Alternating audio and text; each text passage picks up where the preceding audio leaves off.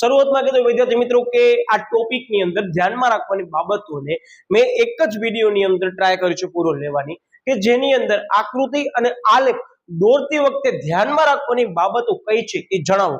એ મુદ્દો હું અહીંયા જ લઈ લેવાનો છું, પણ એક જ મુદ્દો વિદ્યાર્થી મિત્રો હું તમારા સમક્ષ તમારા માટે મૂકું છું, જે ઓલરેડી આમાં કવર થઈ જાય છે, પણ સેપરેટલી એટલે કહું છું કે ઘણી બધી વખત સેપરેટલી પ્રકારો આવ્યા છે, જેમાં સૌથી પહેલા વિદ્યાર્થી મિત્રો તમને કહી દઉં, આકૃતિને આલેખ દોરતી વખતે ધ્યાનમાં રાખવાની બાબતો આપણે અહીંયા જ કરી લઈએ છીએ, પણ વૃત્તાંશ આકૃતિ દોરતી વખતે ધ્યાનમાં રાખવાની બાબતો વિદ્યાર્થી મિત્રો આ એક મુદ્દો બરાબર આ વિડીયો પૂર્ણ થઈ ગયા બાદ તમને સેપરેટલી ત્યારે જ કરી દેવાનું રહેશે બરાબર. ખાસ એક વસ્તુનો હું તમને મેન્શન કરી નાખું શરૂઆતમાં કે આ એક મુદ્દો તમારા માટે કરીને મૂકું છું બરાબર. આગળના કોઈ પણ ટોપિક જોવાના બાકી હોય તો અવશ્ય વિદ્યાર્થી મિત્રો જોઈ લેજો. હવે વિદ્યાર્થી મિત્રો મુદ્દો છે કે આકૃતિ અને આલેખ દોરતી વખતે ધ્યાનમાં રાખવાની બાબતો હું તમને કીધું વિદ્યાર્થી મિત્રો આ ટોપિક જનરલી 2 માર્કમાં તમને કામ આવશે અને 3 માર્કમાં કામ આવશે, અથવા લોંગ ક્વેશ્ચન જે તે કક્ષાએ કીધું હોય કે આ ચેપ્ટરમાંથી 5 ગુણનો પ્રશ્ન પૂછવું છે તો મે બી એ લોકો બધી વસ્તુનું કોમ્બિનેશન કરી પૂછી શકે છે, બહુ ચાન્સ ઓછા છે, પણ હું તમને કીધું 2 અને 3 માર્કના ટોપિકને આપણે ટાર્ગેટ કરવાનું છે બરાબર.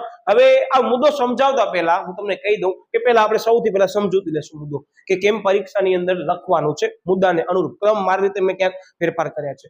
બીજી બાબત હું વિદ્યાર્થી મિત્રો એન્ડમાં તમને એક સરસ મજાની ટ્રિક્સ આપવાનો છું કે જે તમારા પાઉચની અંદર પરીક્ષાની અંદર રહેલી હશે. આની અંદર વિદ્યાર્થી મિત્રો જવાબ છુપાયેલા છે તમારા. હવે તમે કહેશો સાહેબ આના ઉપર લખીને, ના વિદ્યાર્થી મિત્રો આ જેમ તમારા પાસે ફૂટપટ્ટી જેવી પણ હોય એવી પરીક્ષામાં તમને રાખવાની છે, તમારા પાઉચની અંદર પડી હશે, તમને કોઈ એમ નહીં કે આ તમારા માટે એક સમજી જાય આનામાં તમારો જવાબ છુપાયેલો છે. હું છેલ્લે આપવાનું તો ટ્રિક્સ પણ એવી તમને સરસ મજાની લાગશે, તમને એમ જ લાગશે કે સાહેબ આ ટ્રિક્સ જ મેઇન છે, પણ સમજૂતી આપણને લેવાની છે. ચાલો આપણે લઈ લઈએ સૌથી પહેલા સમજૂતી. ક્યાંની અંદર આવે છે કે આકૃતિ અને આલેખના પ્રકારની પસંદગી વિદ્યાર્થી મિત્રો લેવાની. શું પ્રકારની પસંદગી અને રજૂઆત તમે કેવી કરી છે ને એ ધ્યાનમાં રાખવાની બાબત લેવા જેવી છે. કે તમને બધાને ખબર હશે કે આકૃતિ તમને એનામાં માહિતી આપી છે કે આલેખ જે પણ માહિતી આપી છે એને અનુરૂપ તમને એ આલેખ લાગવો જોઈએ. પછી તમને આપી માહિતી 0 1 2 3 4 5 6 7 8 9 10 11 12 એમ કહીને 20 સુધી આપી અને તમે જે છે એ 10 અને 20 લઈ લીધો, વાત થઈ પૂરી. તો આલેખ વિદ્યાર્થી મિત્રો તમારો એમ છે સંકુચિત બનશે, બહુ નાનું બનશે. તો એમની તમને છૂટા છવાયા બિંદુ લઈ લેવાના 2 4 6 8 બરાબર એ રીતે બે નો ગેપ લઈ લેવાનો. તો પ્રકાર તમે કેવો પસંદ કરો છો, એની અંદર માપ કેવો લ્યો છો, એ બધી અગત્યની બાબત ભજવે છે કે અમુક આલેખ જે છે વિદ્યાર્થી મિત્રો એ અમુક પ્રકાર અનુરૂપ બનાવવા જોઈએ તો વ્યવસ્થિત બનશે, લોકોને આકર્ષક રીતે દેખાશે. તો આ બધી બાબતો વિદ્યાર્થી મિત્રો મુદ્દામાં કહેવા માંગે છે. પેટા મુદ્દામાં શું કહે છે કે કોઈ પણ ચિત્રને વધુ આકર્ષક અને અસરકારક, બે મેજર કીવર્ડ આવે, એક તો વધુ આકર્ષક મેં તમને કીધી, અને બીજો શું અસરકારક કે જોવા વાળાના મગજમાં ખબર પડી જાય કે અત્યારે કોઈ પણ આલેખ દોરેલો છે એના માપની અંદર આ સ્તંભ જે છે એ આવું કહેવા માંગે છે, એનો મતલબ કે આલેખમાં વધારો થઈ રહ્યો છે, જે પણ બાબત અંગે ચર્ચા કરી છે. તો અસરકારક પણ થવી જોઈએ, માત્ર દોરીને નાખી દેવાની નથી એમ કે છે. અસરકારક બનાવવા માટે તેના પ્રકારની પસંદગી અને રજૂઆત મહત્વની છે, જેનો મેઇન મુદ્દો છે. એટલે પહેલો મુદ્દો યસ સાહેબ અમને ખબર પડી ગઈ શું છે, પ્રકારની પસંદગી અને રજૂઆત શેની, આલેખ અને આકૃતિ બંનેની. બીજો મુદ્દો આવે છે સ્પષ્ટતા, કે તમે જે પણ માહિતી જે પણ લીધી છે, આકૃતિ હોય કે આલેખ હોય, એની સ્પષ્ટતા યોગ્ય રીતે ચોકસાઈ પૂર્વક કરવાની છે. કે ચિત્રની રજૂઆત સ્પષ્ટ અને સ્વચ્છ હોવી જોઈએ. વિવિધ વિભાગોનો અલગ અલગ વિદ્યાર્થી મિત્રો રંગ કે શેડ દ્વારા દર્શાવી શકાય છે.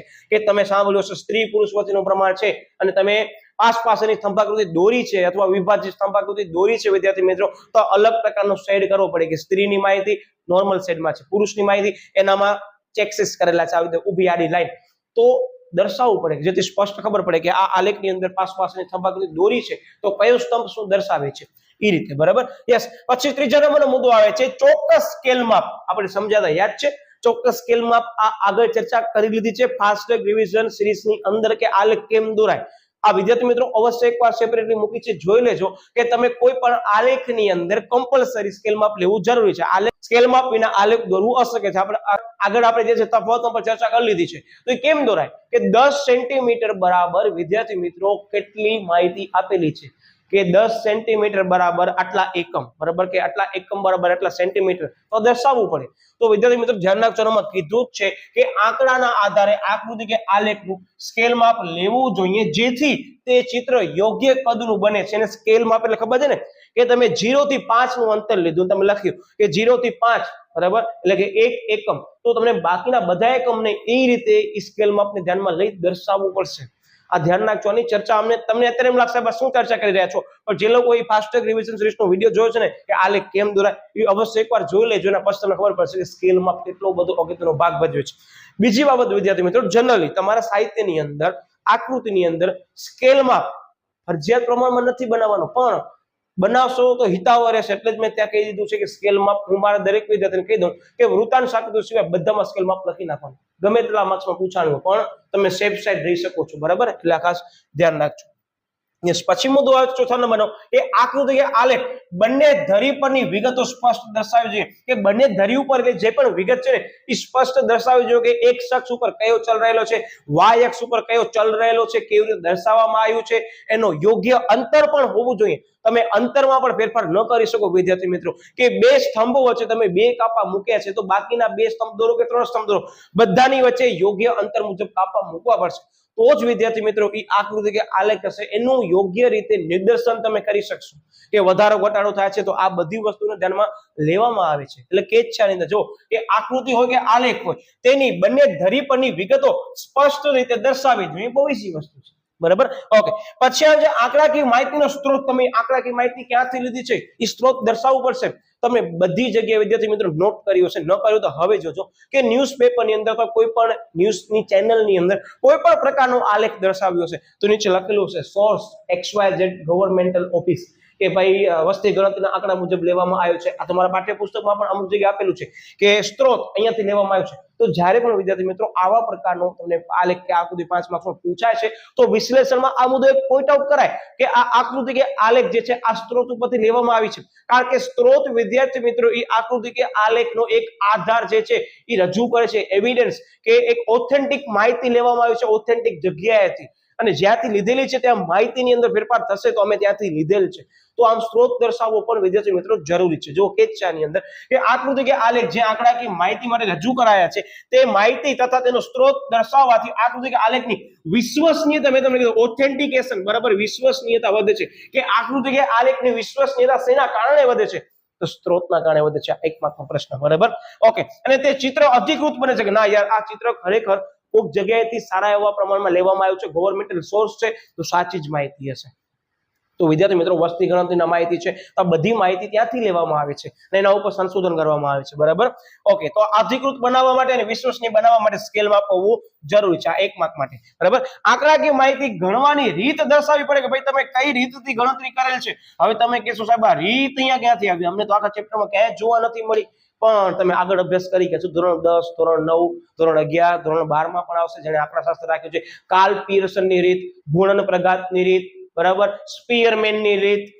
તો આ બધા હું જે અહીંયા શબ્દોનો પ્રયોગ કરું છું વિદ્યાર્થી મિત્રો આંકડાશાસ્ત્રની પદ્ધતિનો ઉપયોગ કરીને પછી એ તમારા સમક્ષ ડેટા છે આકૃતિ અથવા આલેખ સ્વરૂપે સંશોધન કર્યા બાદ અર્થઘટન કરવા માટે કરી વિશ્લેષણ કર્યું હશે. તેનો મતલબ તમે સમજી ગયા ને. અત્યારે તમે જે રીતનો ઉપયોગ કર્યો છે એ રીત પણ દર્શાવશો તો ફાયદો રહેશે. કે વૃત્તાંશ આકૃતિ જે છે તો એનામાં પણ રીત આવે, પછી ક્યુમ્યુલેટિવ ફ્રીક્વન્સી મેં તમને આગળ ચર્ચા કરી, તો બધી રીત વિદ્યાર્થી મિત્રો દર્શાવવી પડે. એમને એમ તો આકૃતિનો આલેખ બને નહીં, બરાબર. એના પાછળ ઘણા બધા આપણે પ્રોગ્રામોનો ઉપયોગ કરવો પડે અને આને ધ્યાનમાં લઈને એક સરસ મજાનો MCQ ક્વિઝ આપીએ છે, લોકોને ખ્યાલ હશે કે જ્યારે વિદ્યાર્થી મિત્રો આવી આંકડાકીય માહિતી ઉપરથી તમને આકૃતિ કે આલેખ દોરવું હશે તો કયા પ્રકારના સાધન અથવા પ્રોગ્રામનો ઉપયોગ કરવામાં આવે છે, તો એનામાં જવાબ શું હશે ખબર છે? જે તમે મને જણાવો, તમને ખબર હોવી જોઈએ કે વિદ્યાર્થી મિત્રો એ આકૃતિને આલેખ દોરવા માટે કરી એક્સેલ નો ઉપયોગ કરવામાં આવે છે MS ઓફિસ ની અંદર. એ વિદ્યાર્થી મિત્રો જેને એક્સેલ ઉપયોગ કર્યો છે એને ખ્યાલ હશે. વિસ્તૃતમાં ચર્ચા નથી લેવાનો, પણ ઓન ધ સ્પોટ આકૃતિ એનામાંથી પણ બની શકે છે. કારણ કે તમારી પાસે ડેટા હશે, એ ડેટા ઉપરથી એ આકૃતિ ઓટોમેટિક એક્સેલ શીટ તમને બનાવી દેશે, બરાબર. ઓકે, યસ, તો આંકડા શાસ્ત્ર લખેલું છે જ્યારે માહિતી સ્વયં સ્પષ્ટ ન હોય ત્યારે વિદ્યાર્થી મિત્રો આંકડા શાસ્ત્ર સાધનની ખૂબ ટૂંકી વિગત દર્શાવવી જોઈએ કે ભાઈ આ માહિતીની અંદર અમે જે ગણતરી કરેલ છે અને ડેટા તમારા સમક્ષ રજૂ કરેલ છે એ આ પદ્ધતિથી કરેલ છે. હવે ઘણી બધી પદ્ધતિ છે, આપણે ચર્ચા કરવા નથી માંગતા.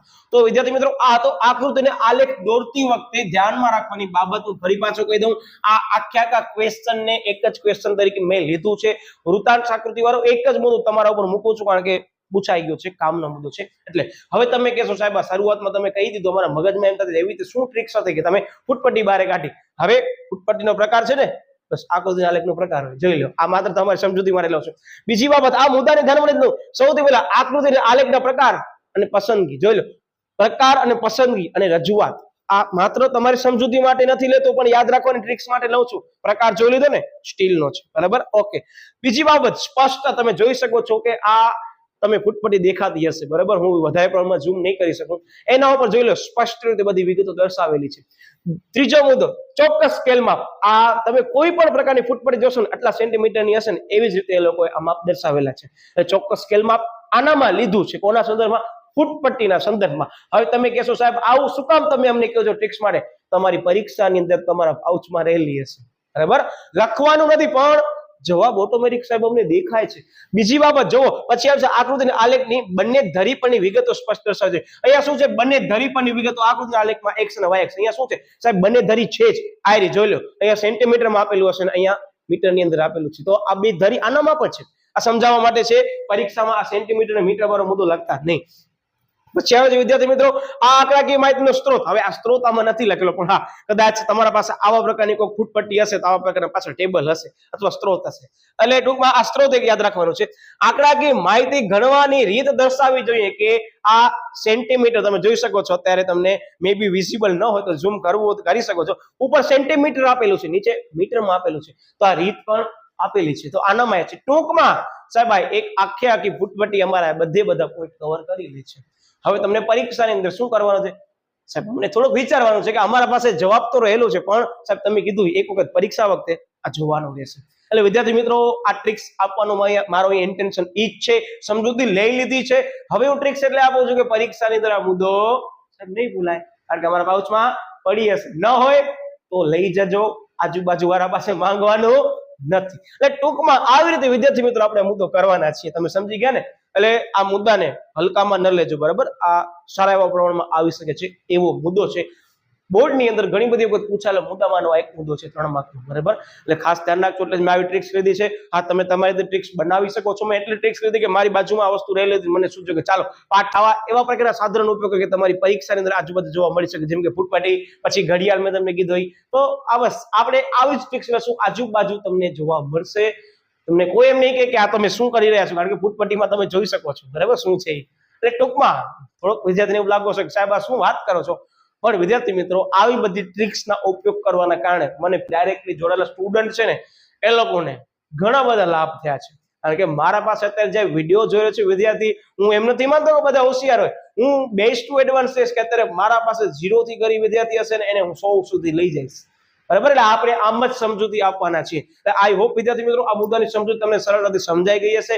હવે આગળનો કોઈ પણ ટોપિક જોવાના બાકી હોય તો અવશ્ય જોઈ લેજો કારણ કે આના પછી જે પણ બધા વિડીયો મૂકું છું વિદ્યાર્થી મિત્રો એ સિરીઝની અંદર થોડાક અપડેટેડ લેવલના હશે. હવે એડવાન્સ ક્વેશ્ચન ચાલુ થવાના છે કે જે પરીક્ષાની અંદર ખૂબ જ કામ આવશે. આ પરીક્ષાની અંદર કામ આવવાના છે પણ ત્યાં તમને અમુક વસ્તુ યાદ રાખવી પડશે એવી બધી છે. તો ખાસ વિદ્યાર્થી મિત્રો આપણે મળીએ છીએ ફરી પાછો ટોપિક સાથે. ત્યાં સુધી બાય બાય.